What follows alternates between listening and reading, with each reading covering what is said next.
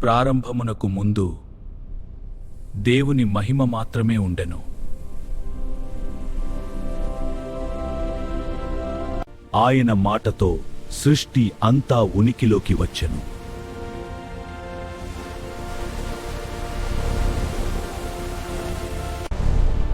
ఇది దేవుని సృష్టి ఆది కథ, ఆది కాండము.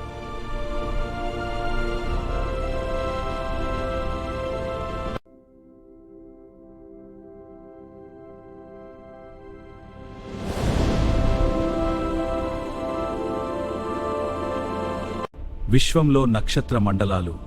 ఆదియందు దేవుడు భూమి ఆకాశాలను సృజించెను. భూమి నిరాకారముగాను శూన్యముగాను కమ్ముండెండెను.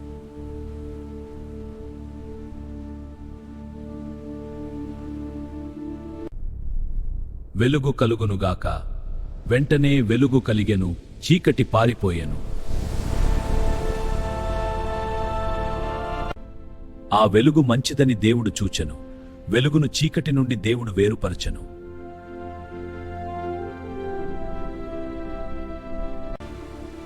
దేవుడు వెలుగుకు పగలు అనియు చీకటికి రాత్రి అనియు పేరు పెట్టాను.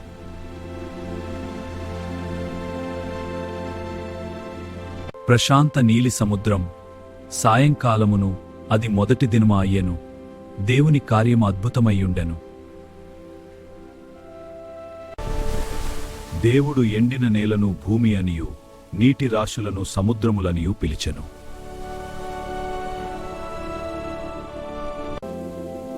భూమి గడ్డిని, విత్తనములిచ్చు చెట్లను, ఫలవృక్షములను సమృద్ధిగా మొలిపించెను. ఏదెను తోట, జలపాతాలు, రంగురంగుల పక్షులు, జింకలు, పచ్చదనమ్మి దేవుడు చూచెను. పగటిని ఏలుటకు గొప్ప వెలుగును, రాత్రిని ఏలుటకు తక్కువ వెలుగును దేవుడు చేసెను.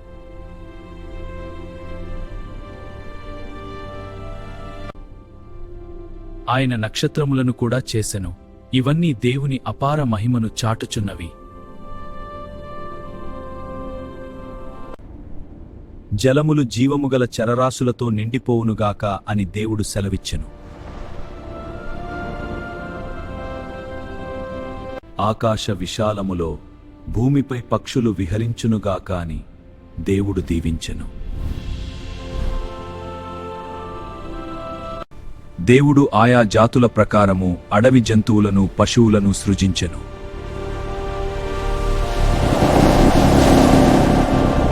ఏనుగు కళ్ళు, చర్మం, పురుగులు, ప్రకృతి జీవనదుల నేలమీద ప్రాకు ప్రతి జీవిని వాటి వాటి జాతుల ప్రకారము చేసెను. తన స్వరూపమందు నారుని చేయుదుము.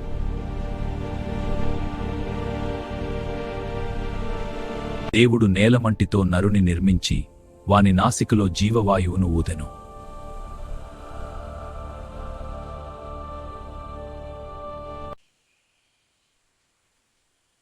నరుడు జీవాత్మ అయ్యెను. ఆదాము దేవుని ప్రతిరూపముగా నిలిచెను. ఆదాము ప్రతి జీవరాశికి పేరు పెట్టెను. ఆ పేర్లే వాటికి స్థిరపడెను.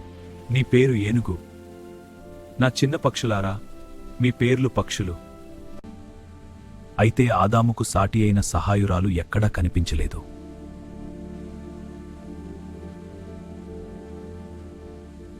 దేవుడు ఆదాముకు గాఢనిద్ర కలుగజేసెను.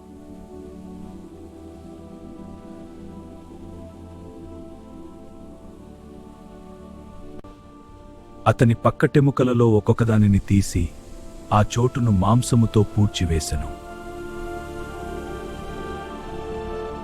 దేవుడు ఆ పక్కటెముకను స్త్రీగా నిర్మించి ఆమెను ఆదాము వద్దకు తీసుకొచ్చెను.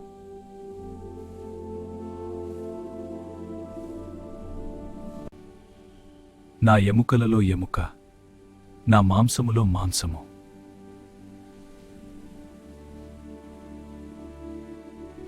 హవ్వా, ఈ ఏదైనా తోటలో మనం దేవుని సన్నిధిలోమై ఆనందంగా జీవిద్దాం. అవును ఆదామా, దేవుని ప్రేమలో మనం శాశ్వతంగా సంతోషంగా ఉందాం. ఆ తోట మధ్యలో దేవుడు జీవవృక్షమునుంచెను. అది నిత్య జీవమునకు సూచిక.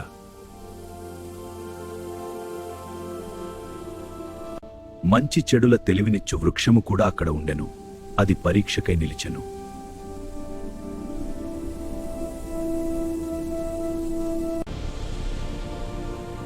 ఈ తోటలోని ప్రతి ఫలమును మీరు స్వేచ్ఛగా తినవచ్చు.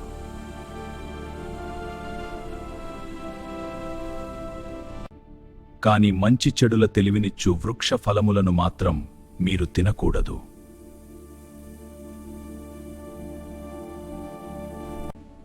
నీవు వాటిని తినుదినమున నిశ్చయముగా చచ్చెదవు అని దేవుడు వారిని హెచ్చరించెను.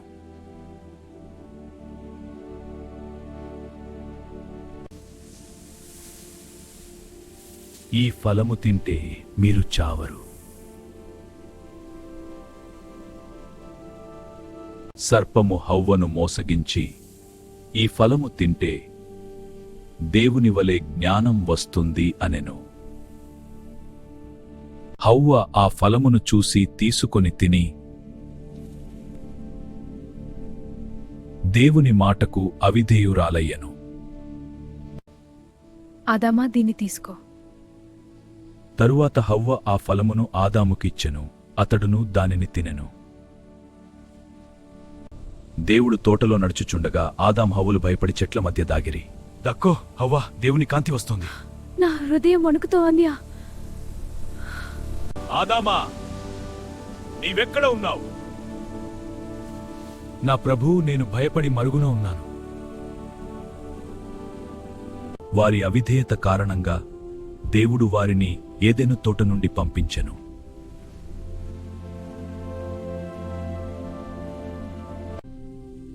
ఆదికాండము 3వ అధ్యాయం మనకు పాపము దేవుని నుండి వేరు చేస్తుందని బోధించుచున్నది. సెర్వెంట్ ఆఫ్ గాడ్ ఛానల్ కి సబ్స్క్రైబ్ చేసుకోండి. ప్రతిరోజు బైబిల్ వచనాలు, విశ్వాస సందేశాలు మరియు గాస్పెల్ షార్ట్స్ పొందండి. దైవిక ఆశీర్వాదాల కోసం ఇప్పుడే సబ్స్క్రైబ్ చేయండి.